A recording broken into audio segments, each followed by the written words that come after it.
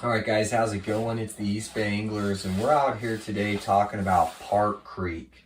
Now, specifically, we want to talk today about what you need to know and what you're going to use to catch the fish, the trout that are in Park Creek, what kind of trout are in Park Creek, and some of the areas that you might, some of the easier access points. So, we're going to get started. Park Creek, California. It's located in the Mormon Immigrant Trail, and it goes for miles and miles. This is a really long creek. Yeah, all the way from Silver Lake, is where this creek, starts at, all the way that high, and then comes all the way through the Mormon Immigrant.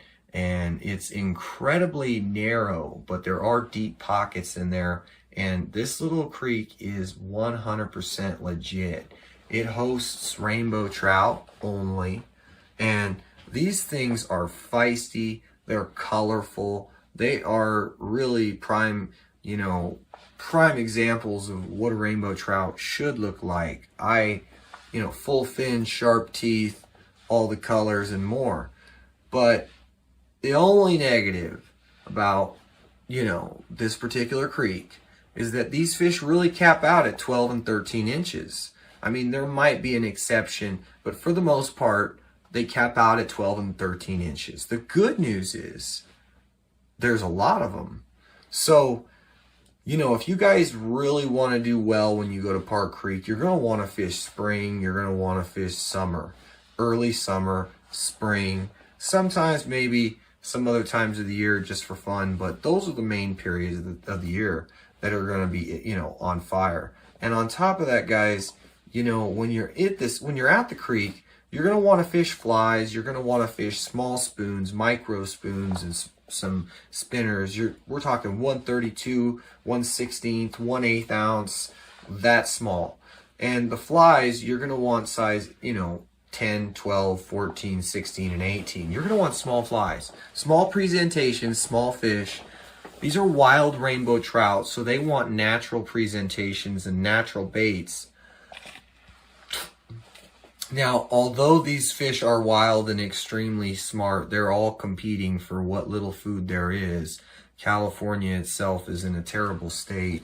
So these fish are hungry. These fish, if you come across a bunch of them, they're actually going to compete with each other for that food source a lot of times, unless you're doing everything wrong and you just aren't fishing the right way. But what we're talking about today is Park Creek, California, located in the Mormon Immigrant Trail area. And I'll tell you guys, this is a little place that you can get away. It's beautiful. And let's talk about my favorite access point. I like to go all the way down Mormon Immigrant Trail, which I guess would be all the way up, technically. I'm not sure. So, and then North-South Road. Look it up on the map, Google Map it, North-South Road.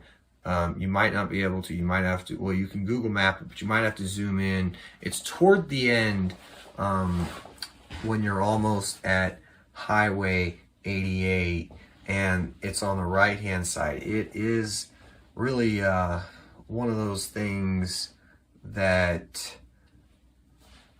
it doesn't even look like a road. It's just this little dirt path, and it's just so easy to miss. So, it says like NS, something like that, road, basically North-South Road. I can't remember if there's a forward slash or if it just says NS, but yeah, you guys go out there and do some fishing.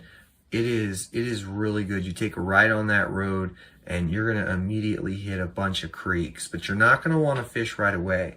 You're going to want to go in until you hit the third creek.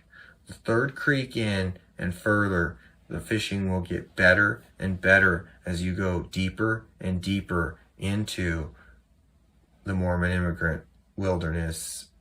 It is lots of fun, guys. Just thought I would share this wonderful gem with you we have in California.